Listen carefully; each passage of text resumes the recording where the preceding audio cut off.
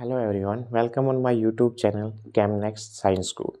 आज का हमारा टॉपिक है osmosis, osmotic pressure and reverse osmosis. तो वन बाय वन मैं आपको ये समझाता हूँ कि ये क्या होते हैं। देखिए, सबसे पहले मैं चलता हूँ ऑस्मोसिस क्या है। What is osmosis? ठीक है, एक एग्जांपल से मैं आपको समझाने की कोशिश करता हूँ इसको। देखो,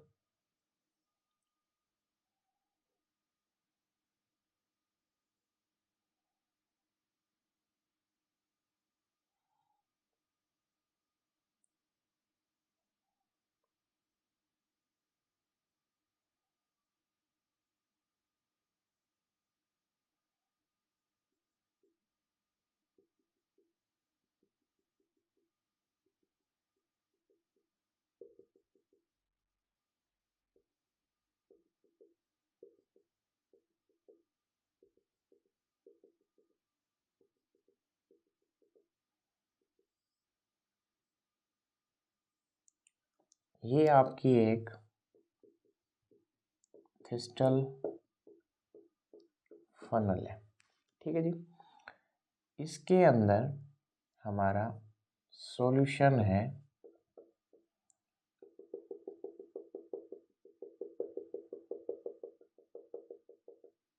ठीक है, और इसकी जो हाइट है वो है h।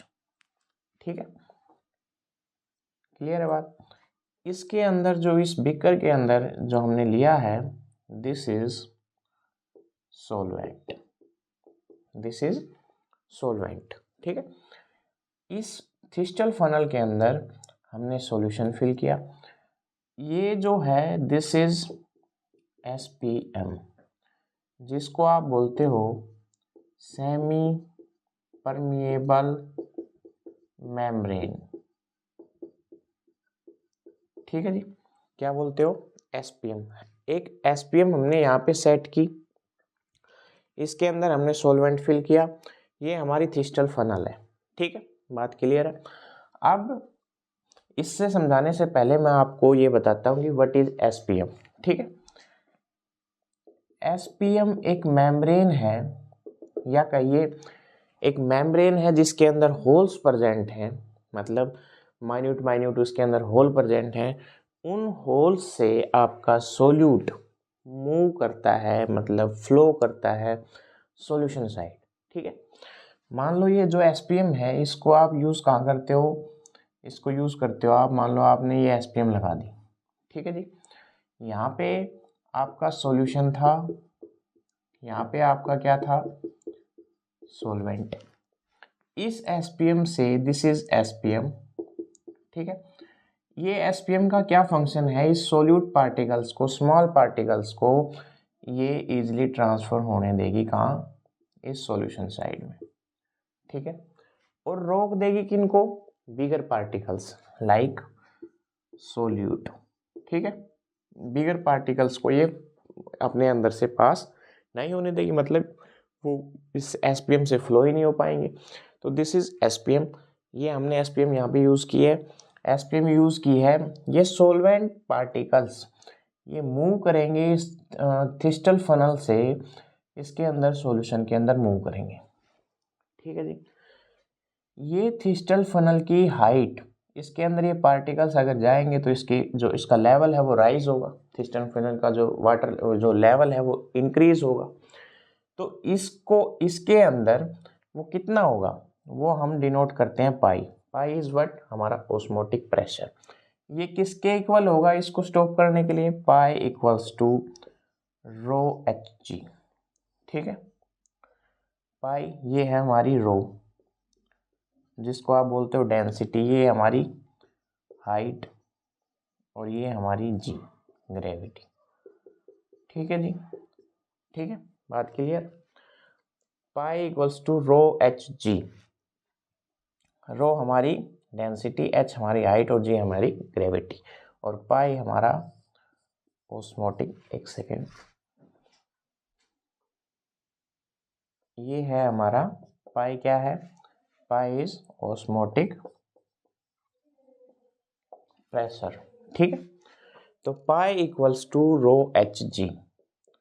ठीक है, ये हमारा हो गया। तो ये थिस्टल फनल के अंदर वाटर लेवल इंक्रीज होगा h हाइट तक, और ये सोल्यूट पार्टिकल्स इसके अंदर एसपीएम से होते हुए इसका वाटर लेवल इसका लेवल इंक्रीज कर देंगे। ठीक है, तो अब ये होगी बात किसकी, ये हमारी बात हुई कि ऑस्मोटिक प्रेशर किसके इक्वल होगा, rho H g. Rho is density, h is height and g is gravity. अब बात आती है कि भाई इसमें ऑस्मोसिस क्या हुआ। ऑस्मोसिस आप उसको बोलते हो जब सोल्यूट पार्टिकल्स एसपीएम से होते हुए सॉल्यूशन के अंदर मतलब एंटर कर जाएं।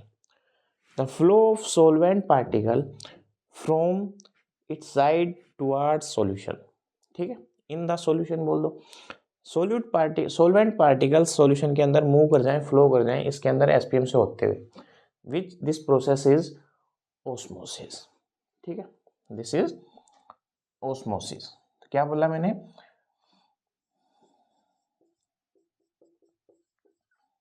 The flow of solvent particle from its side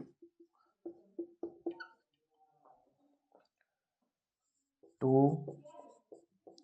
solution side is called osmosis। ठीक है जी, ये समझ में आ गया आपको, दिस इज ओस्मोसिस।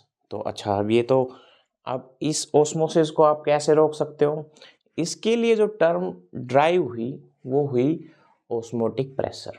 वो क्या ड्राइव हुई, ओस्मोटिक प्रेशर। तो ओस्मोटिक प्रेशर आप वो प्रेशर होता है जो एसेंशियल है for the stoppage of osmosis. ठीक है, क्या कहा मैंने, ओस्मोटिक प्रेशर वो प्रेशर है जो कि एसेंशियल है for the stoppage of osmosis, जिससे आप ओस्मोसिस को रोक सकते हो। ठीक है, अब एक दूसरा मैं आपको समझाता हूँ, उसमें देखिए,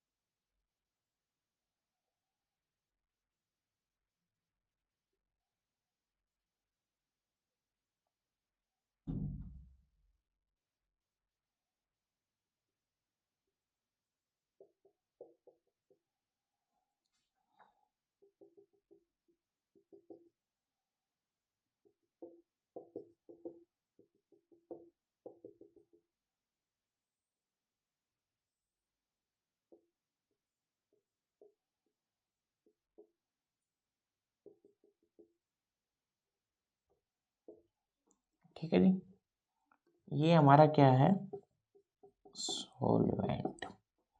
ठीक है, अब इसकी हमने ये दो जो सेटअप किया है, इसका पर्पस क्या है मैं आपको अभी बताता हूँ।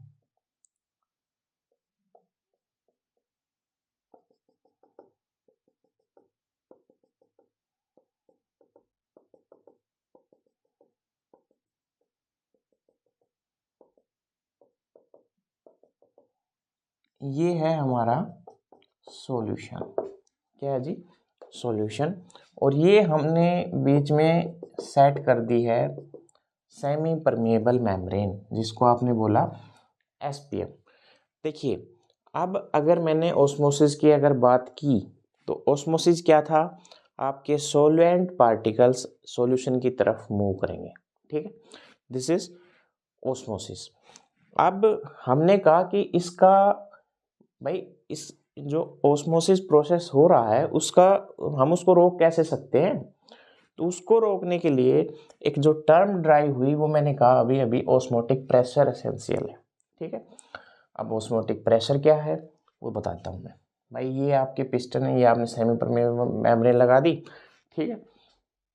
तो देखिए इन दोनों के ऊपर P80 मतलब जो एटमॉस्फेरिक प्रेशर है वो दोनों के ऊपर लग रहा है, ठीक है। हमने एक एडिशनल प्रेशर लगाया विच इज पाई इस सॉल्यूशन साइड में, क्योंकि जो सॉल्वेंट पार्टिकल्स हैं वो सॉल्यूशन की तरफ आ रहे हैं थ्रू एसपीएम। तो दिस इज ओस्मोसिस, एंड यही हम बात कर रहे हैं कि ओस्मोसिस को हम कैसे रोक सकते हैं। तो कैसे रोक सकते हैं, हमने इस पिस्टन के ऊपर P80 तो दोनों के ऊपर लगा हुआ था, हमने इसके ऊपर एक एडिशनल प्रेशर लगाया which is osmotic pressure, which is osmotic pressure. Pi is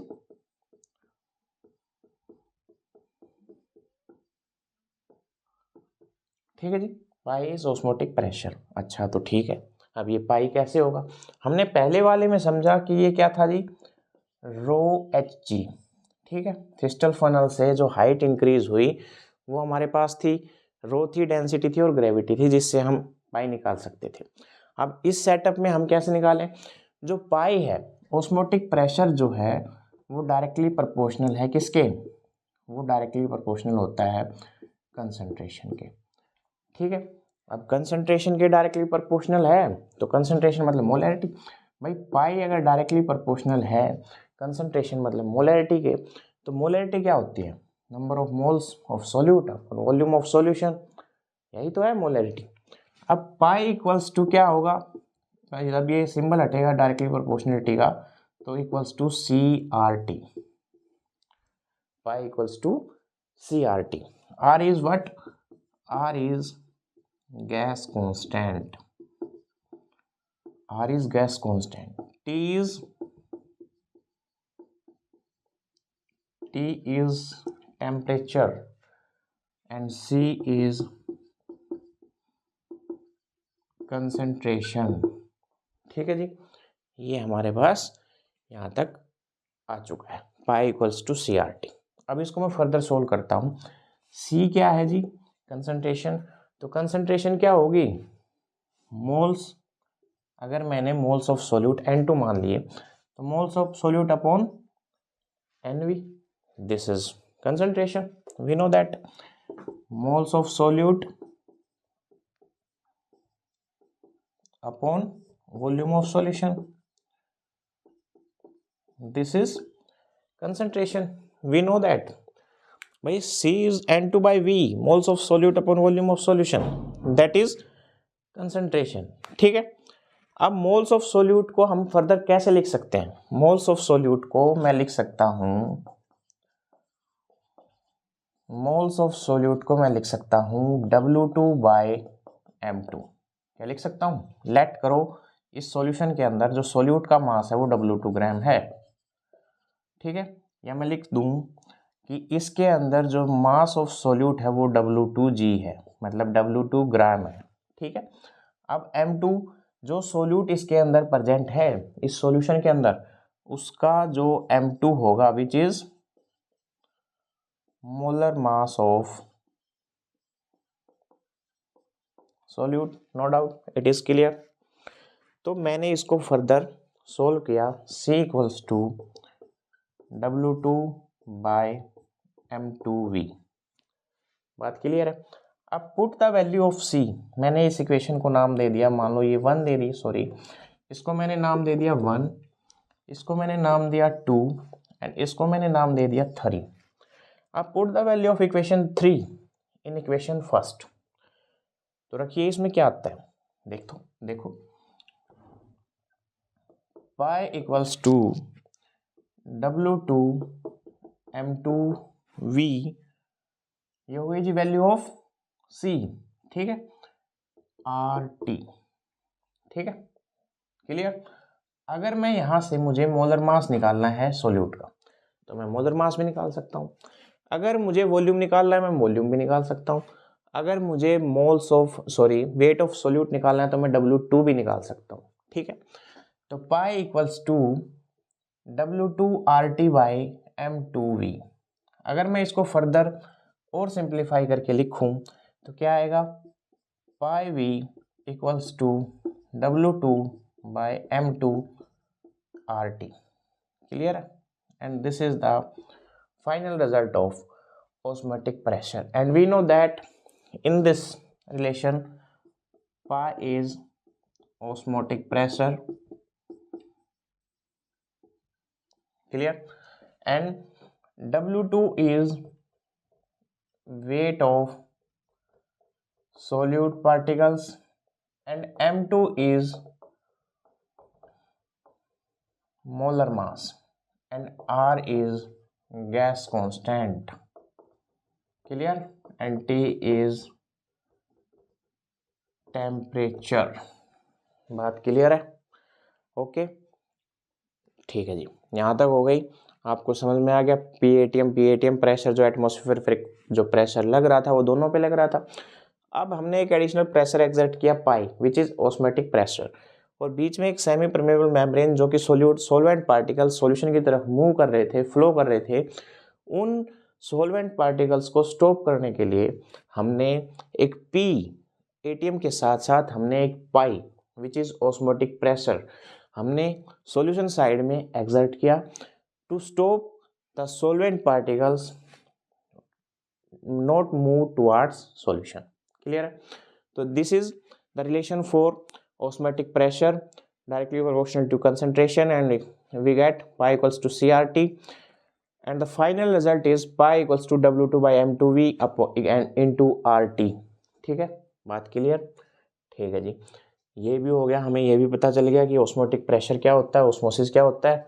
अब एक टर्म और बचती है which is reverse osmosis, and this term is very very important today because we have lot of sea water, but the sea water is not good for as drinking water or potable water.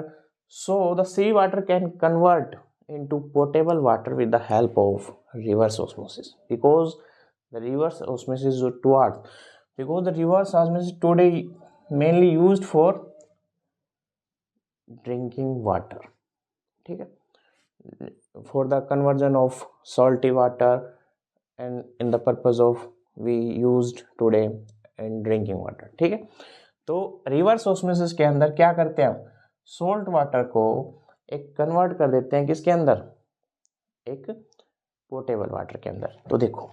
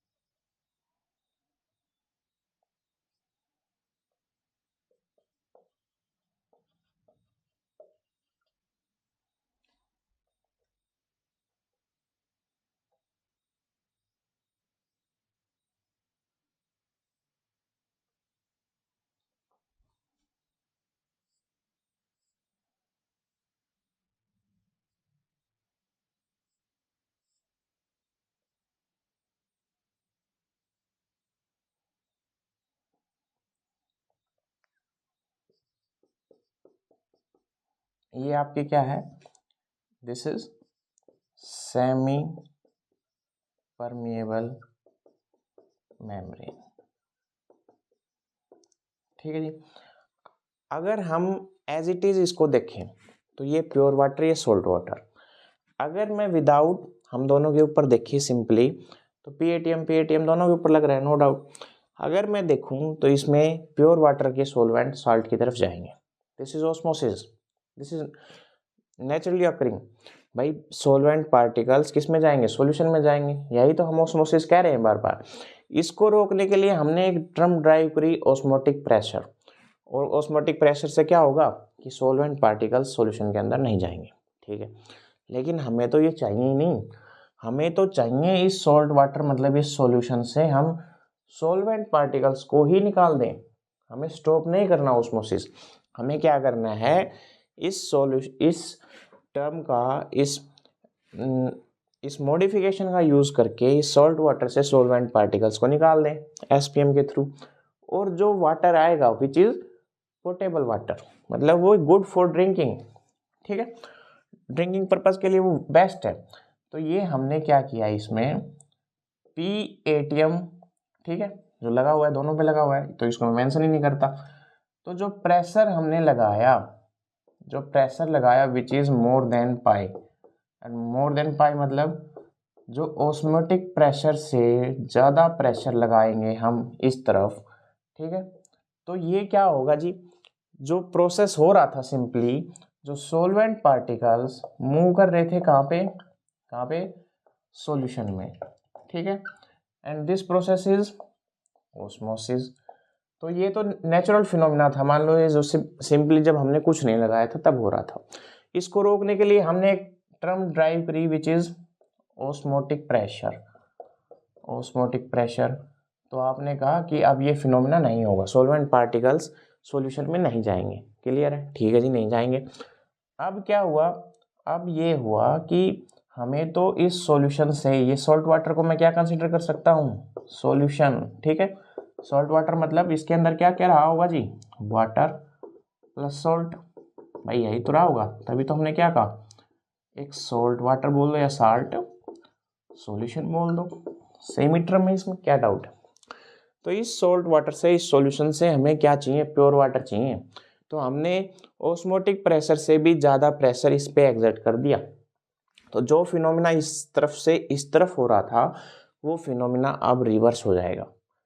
Reverse होने का मतलब जो solvent particles solution में जा रहे थे अब वही सॉल्यूशन के सॉल्वेंट पार्टिकल्स कहाँ आ जाएंगे, इस चैम्बर में आ जाएंगे, and which is pure water, ठीक है। And this phenomena is reverse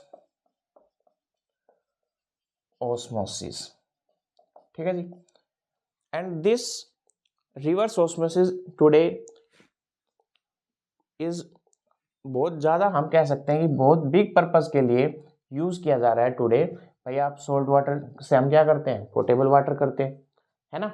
तो पोर्टेबल वाटर का क्या करेंगे, हम यूज़ करते हैं ड्रिंकिंग पर्पस के लिए, वॉशिंग के लिए, एक्सेट्रा।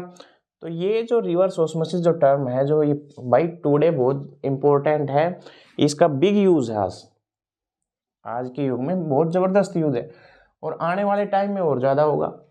तो ये एक बहुत कंसेप्चुअल फिनोमिना है और बहुत ही इंटरेस्टिंग है। तो ये थे आपके ऑस्मोसिस क्या है, ऑस्मोटिक प्रेशर क्या है, and what is reverse osmosis. तो thank for your cooperation, take care of yourself, thank you, okay.